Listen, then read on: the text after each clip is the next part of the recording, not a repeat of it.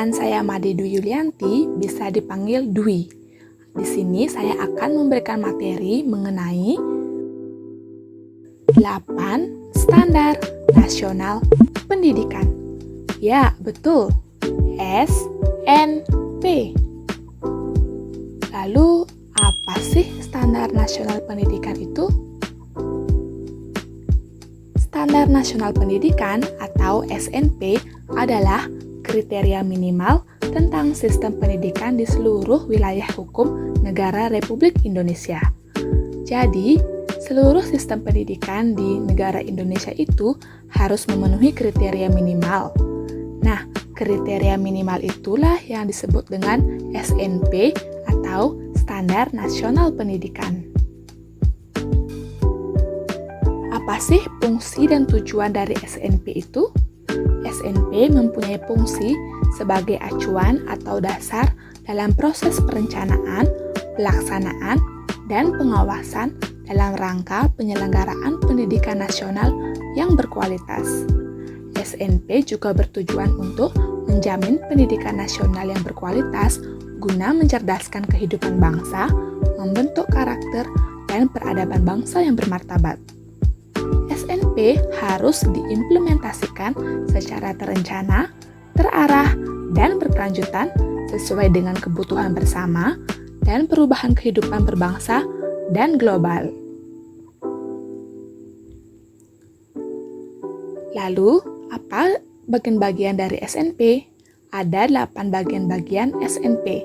Yang pertama, ada standar isi. Lalu, ada standar proses, standar pengelolaan, standar pembiayaan, standar penilaian, standar pendidik dan tenaga kependidikan, standar kompetensi lulusan, dan yang terakhir ada standar sarana dan prasarana. Sangat bingung bukan untuk menghafalkan ke-8 standar tersebut? Karena itulah saya biasanya menggunakan IP 5KS. IP 5KS itu mewakili I untuk isi, P5 itu untuk proses, pengelolaan, pembiayaan, penilaian, dan pendidik dan tenaga kependidikan. K itu mewakili kompetensi lulusan, dan S mewakili sarana dan prasarana. Jadi, teman-teman bisa menggunakan berbagai singkatan ataupun jembatan keledai untuk bisa menghafal bagian-bagian dari ke-8 SNP tersebut. Di sini saya akan menjelaskan ke-8 bagian tersebut. Pertama, saya akan menjelaskan mengenai standar isi. Standar isi adalah kriteria mengenai ruang lingkup materi dan tingkat kompetensi untuk mencapai kompetensi lulusan pada jenjang dan jenis pendidikan tertentu. Standar isi memuat kerangka dasar dan struktur kurikulum, beban belajar, kurikulum tingkat satuan pendidikan, dan kalender pendidikan. Ada peraturan menteri yang mengatur mengenai standar isi, yakni Permen nomor 22 tahun 2006, Permen nomor 24 tahun 2006, serta Permen nomor 14 tahun 2007. Ingat ya teman-teman, permen itu bukan permen yang biasa kita makan, tetapi singkatan dari peraturan menteri. Yang kedua, standar proses. Standar proses adalah kriteria mengenai pelaksanaan pembelajaran pada satu satuan pendidikan untuk mencapai standar kompetensi lulusan. Proses pembelajaran pada satuan pendidikan seharusnya dilakukan secara interaktif, inspiratif, menyenangkan, menantang, memotivasi, dan memberikan ruang serta kesempatan untuk peserta didik. Peraturan menteri yang mengatur mengenai standar proses yakni ada Permen nomor 41 tahun 2007, Permen nomor 1 tahun 2008, serta Permen nomor 3 tahun 2008. Yang ketiga, ada standar pengelolaan. Standar pengelolaan atau standar manajemen adalah kriteria mengenai perencanaan, pelaksanaan, dan pengawasan kegiatan pendidikan. Standar ini meliputi 3 bagian, yakni aturan manajemen untuk unit pendidikan, aturan pengelolaan oleh pemerintah daerah, dan aturan manajemen oleh pemerintah. Peraturan Menteri yang mengatur mengenai standar pengelolaan yakni Permen Nomor 19 Tahun 2007. Yang keempat, ada standar pembiayaan. Standar pembiayaan adalah kriteria mengenai komponen dan besarnya biaya operasi satuan pendidikan yang berlaku selama 1 tahun. Ada 3 hal yang termasuk ke dalam standar pembiayaan, di antaranya biaya investasi, biaya operasional, dan biaya personal. Biaya investasi ini meliputi biaya penyediaan sarana dan prasarana pendidikan, modal kerja tetap, serta pengembangan sumber daya manusia. Biaya operasional meliputi gaji guru, peralatan pendidikan, biaya pemeliharaan, sarana dan prasarana, pajak, asuransi, dan lain sebagainya. Sementara biaya personal itu termasuk biaya pendidikan yang harus dibayar siswa untuk berpartisipasi dalam proses belajar mengajar. Peraturan Menteri yang mengatur standar pembiayaan ini yakni Permen Nomor 69 Tahun 2009. Nomor 5, ada standar penilaian.